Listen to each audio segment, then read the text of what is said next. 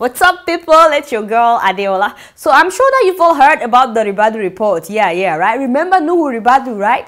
The former chairman of the EFCC, very well known for exposing corrupt government officials in Nigeria. Yes, him, that one, yes. He just concluded his investigation on the Nigerian National Petroleum Corporation, that is NNPC. Yes, so, and he exposed some things that are ugly. Yes, there are some things that are ugly at NNPC. He exposed them. I mean, how can $30 billion just disappear? $30 billion. We are not talking about naira. My people, we are talking about dollars, American dollars. $30 billion just within 10 years, just within the last 10 years. $30 billion just... You know, that is more than the annual budget of so many African countries put together, right? $30 billion. Okay, Nigeria, we are really trying.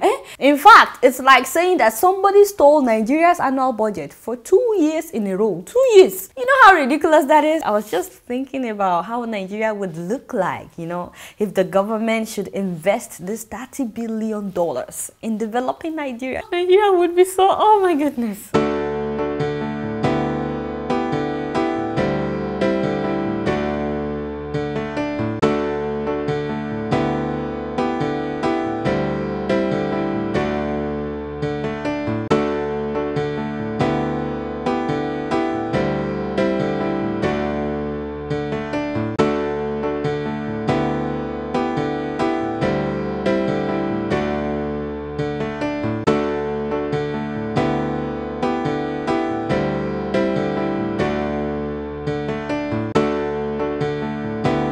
Also, think of how great it could have been if we have that money and not have to borrow again, this time from China. Do you know that in the last 3 months, Nigeria has borrowed more than $10 billion from China? Yes, $10 billion US. And up till now, Madam Ngozi is still insisting that this is the best thing for Nigeria, yes, to be borrowing money all around. In fact, I heard that one reporter from The Nation, you know The Nation newspaper, yes. I heard that one of their reporters asked her, you know, like politely, why is Nigeria still borrowing money from China? You know, very politely.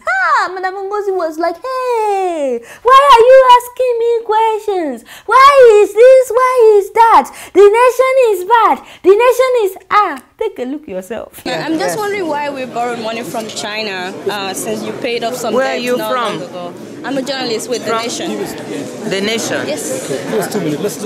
The Nation? Yes. So that you can go and nation me tomorrow. Okay, thank you. Or misquote me. Wait, it's on camera? No, on camera doesn't mean anything. Nation misquotes, turns the story around. You know, there are so many witnesses here. Madam, can you just answer the question? Simple question. Why are we borrowing money? You know, Ribadu's report also shows that every year, $6 billion, again we're talking about billion, $6 billion worth of oil disappears at the NNPC. Why do we operate like that in Nigeria? I mean, I don't understand. I don't get it. By the way, it's not just government officials that are corrupt. This corruption thing is like at all levels. You know, I must commend Mr. Nuhu Ribadu. Yes, he's known for always doing a good job. In fact, I must commend him for doing this report. It seems like Ribadu was expecting Jonathan to embrace this report. You know, like, oh, this is finally what we've been waiting for. Like, seriously? It's not going to happen. Especially when Madam Madueke is implicated. Hey, maybe Ribadu doesn't know that the president has a law that says, touch not my anointed. Yes, I can't say more than that. So, as expected, the president's office is already trying to sweep the report under the magical carpet. You know where everything else goes? Yeah, that place. This is what they said. The report appears to be the works of certain quarters to belittle the genuine effort of the president to bring sanity and cleanse the Nigerian oil sector once and for all. Does that make sense to you? No, it doesn't. I don't understand. It doesn't make sense to me. This is what I call story. Trust me, they are not happy that Ribadu did this, even though the president was the one that invited him to come and submit the report. But what makes me happy, you know, is that before Mr. President got a copy of the report, the media already did, you know. Now the whole world knows what they are trying to cover up. Yeah, that's the power of the media. You know, that is why I like to say, someday I'm going to be a journalist. I'll do first lady and then I will do journalist. In a more civilized country, my people, right now, somebody would have been arrested. We're talking about $30 billion. So what is the delay now? You know, it reminds me of Farouk and Otedola's case. Yes. Those men, just between them, $3 million disappeared. Per second, where are they today?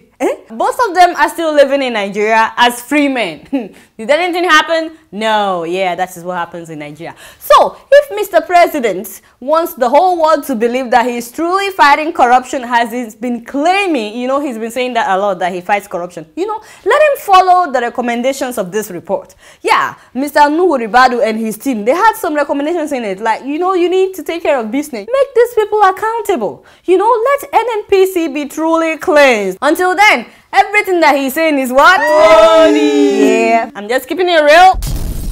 So, you know that Zambia has a new president, Kai. Michael Sata, I mean, that guy is a character. By the way, why does he always look angry? I mean, it's like all his pictures that I've seen, he always looks like he's upset, as if somebody just upset him. No wonder they call him King Cobra, You know how his people describe him? They say he's not compassionate, he's very abusive in his language, that he fires anyhow. He fires just anybody and hires anybody. In fact, I heard that a lot of people are not comfortable when they are with him. You know, one time when he visited Zimbabwe, they were talking about gender inequality, right? You know what the man said? He said maybe more women should die so that the equation will be balanced. I said, hey, what kind of president is this now? Another time at the Southern African Development Community Summit, yeah, he started chanting the name of Mugabe's party like some crazy young dude. Sorry, it's just what his fellow men told me. It's because he supports Mugabe. Yeah, he supports him very strongly. Well, you know what? That's not what I'm here to talk about today. What I actually want to talk about is that when it comes to extramarital affairs, this guy has no shame. I mean, I know he's 75, but he has no shame. Imagine, at the age of 75, he's not hiding his affairs with his baby mama. In case you don't know, you know, he once had a child with this woman. Yes, yeah, that one. He once had a child with her. Her name is Inutu Suba. Yes, that was a long time ago, I know. And you know, God has blessed him with a very beautiful woman, a medical doctor. Kai, God bless you, Jari. So, I'm not saying that the first woman is not, you know, beautiful. But you can see now, yeah, I mean, they are both good looking, yeah. So, as soon as he became president, he appointed this woman, Suba, as permanent secretary for Southern Province. The woman does not qualify for the job, right? And everybody knew that, except him. So everybody was like, what? The civil servants in that province protested. They accused her of arrogance and incompetence, you know. They demanded that she be removed. The president had no option. He transferred his baby mama to Central Province. But you know what? Within 2 months, the civil servants there, they also protested. They were like, why are you bringing her to us now? They protested, though. They demanded that she be removed from Central Province as well. Again, Mr. President had no choice. I mean, you know, I guess he was feeling embarrassed. Yeah. So he transferred her to Luapula Province. As soon as he heard rumor that, you know, the people there also, they are gathering themselves together, they're about to protest. The president promoted her. He promoted her and took her to Lusaka, making her the Cabinet Office Special Duties Permanent Secretary. I don't know what that means. All I know is that she's now in charge of the security of the First Lady. Yeah, imagine how that would look. You know, I mean, that means that she can monitor the in and out of the First Lady. I mean, she can monitor every movement of the First Lady. Yeah, isn't that wonderful? Yeah, such a wise husband. That lady would know exactly when she can be alone with the president, because, you know, she has her eyes on the First Lady at all times. She knows exactly where the First Lady is at all times. So yeah, she would know when she can, you know, have a little some with Mr. President. Well, I guess the First Lady didn't like the idea because, you know, she had her own little protest right in her bedroom, you know, between her and her husband. She was like, I don't want that woman. Actually, I wasn't there, so I don't know how she did it, but she had her own protest. But that man is too stubborn to listen. Guess what? The First Lady disappeared. not like disappeared, but like she left. No one knows exactly where she is right now. I just hope that she's okay. I don't understand why some people get in power and then they start acting, you know, scan. Yeah, why is it that Mr. President is trying too hard to have this woman around him? Is it eye disease or what? Am I the only one seeing the two pictures? Yeah, let me look at it. Mr. President. You know what I think? I think it's black magic. Yes, maybe it's voodoo. Yeah, maybe the woman is using voodoo on him. Yeah, it has to be. It has to be voodoo. And I pity the man. Imagine a whole president, 75 years old, and he has become the laughingstock in his own country. Kai, black magic is bad though. Isn't there a law about extramarital affairs among government officials in Africa? You know, I'm just wondering because no, there isn't. I know there isn't. I don't even need to wonder. There isn't. Hey, no, because if there is, many people in Nigeria, they won't be in power today. In fact, many school lecturers and professors in Nigeria, they won't have a job. No, so yeah. Anyway, I'm hoping though that this man will wake up, you know, and do what he's supposed to do on time, as in, you know, fire this woman. Yeah, fire her, Joe. Fire her. Aren't you ashamed of yourself? Fire her, Jare, before he loses his wife for real. I mean, right now, let's just believe that she went on vacation. I mean, yes, she's a reasonable woman, you know, so she will come back. You know, so she went on vacation right now. But when she comes back, no more drama. I mean, no more drama. That's it. No more drama. I'm just keeping it real. So, my people, you know, I've been telling you for a long time to learn to appreciate who you are. Love yourself the way you are. Please, don't give yourself unnecessary headache. Try to look beautiful by fire, by force. Hey, what is this? What is this? It is a lie. All of this to get attention. This will actually drive people away. You started again. This is not what I had in mind now. At least she can wash up the makeup when she comes back to her senses, you know? So this is not what I had in mind. I'm talking about people who do stuff to their body. Like tummy talk. What is that booty thing again? Like buttock injection. Plastic surgeries. Yes, you know, the kind. You see? That is what I'm talking about. Now you're getting it. Right now, my people, a husband and wife in China, they have separated though. Guess what? It's all because the wife had plastic surgery. When she had the baby looks like she used to look before the plastic surgery. That is what caused the wahala. The husband was so upset. He was like, this is not my baby. She doesn't look like me. I know I may not be that good looking, but I don't look this ugly. So whose baby is this? She doesn't look like you. She doesn't look like me. So whose child is this? You know, what's going on in here? Is there something that I need to know? You know, like woman, is there something that I need to know? That was how the man concluded that she must have cheated on him. So my people, that was when the woman confessed that she did plastic surgery before meeting her husband.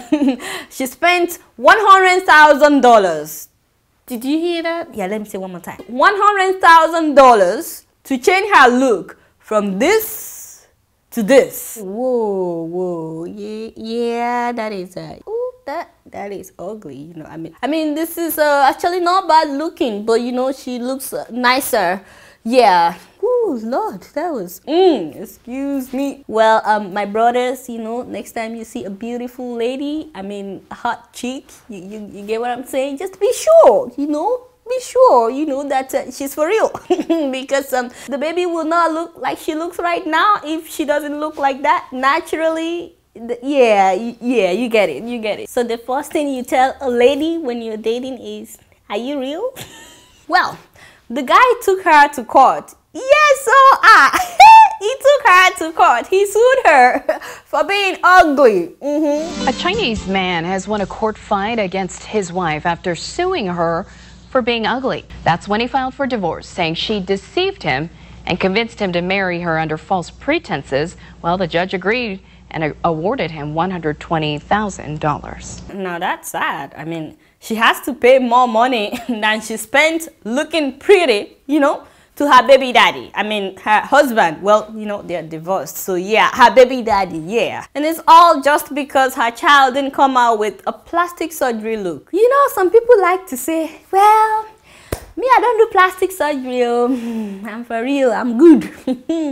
But you're bleaching your skin, and you know that ain't right either, because yellow fever, you dey bleach, yo, you dey bleach, you dey bleach.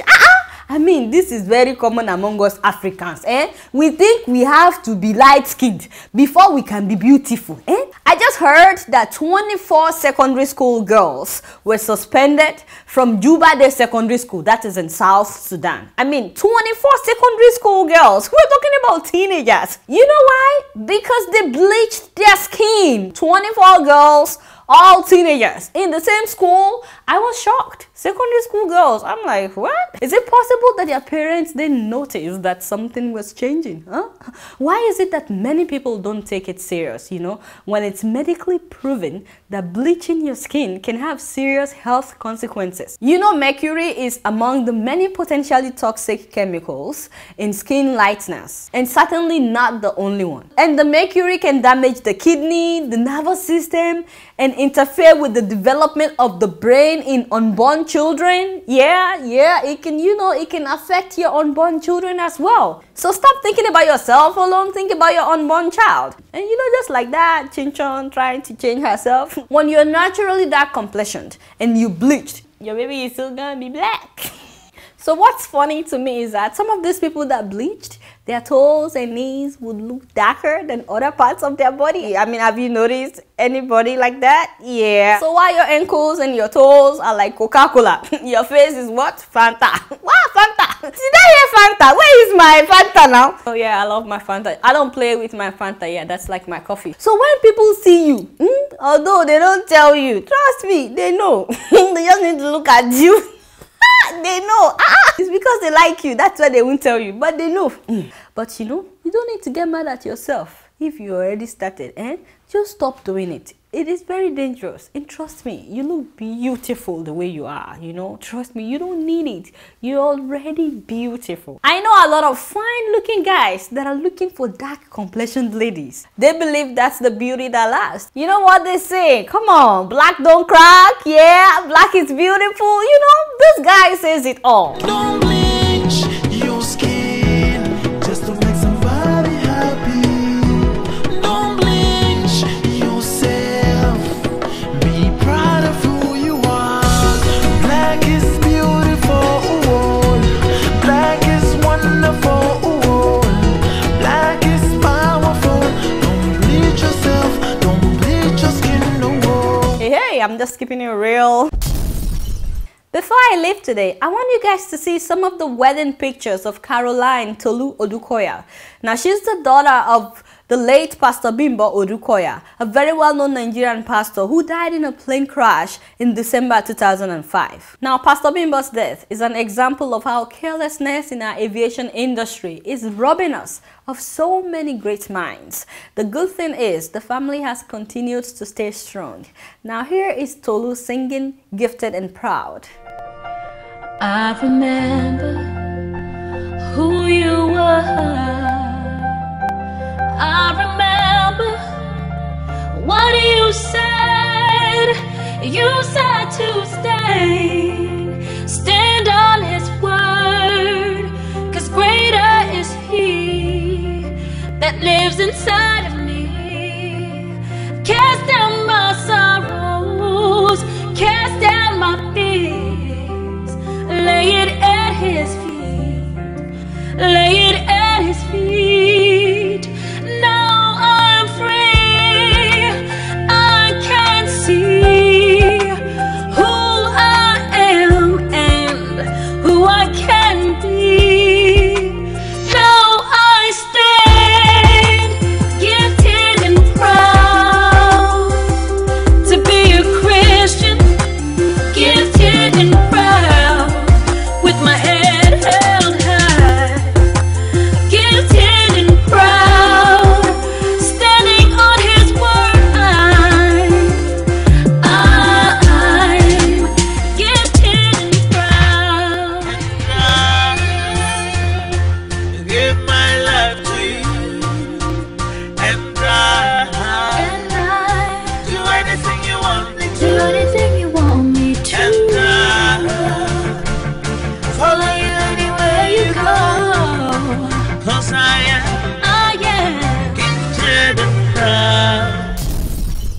Well, congratulations to the newlyweds. All right, y'all, it's been real, and I'm keeping it real right up in here. Until next week, I'm gonna see y'all later. Peace out.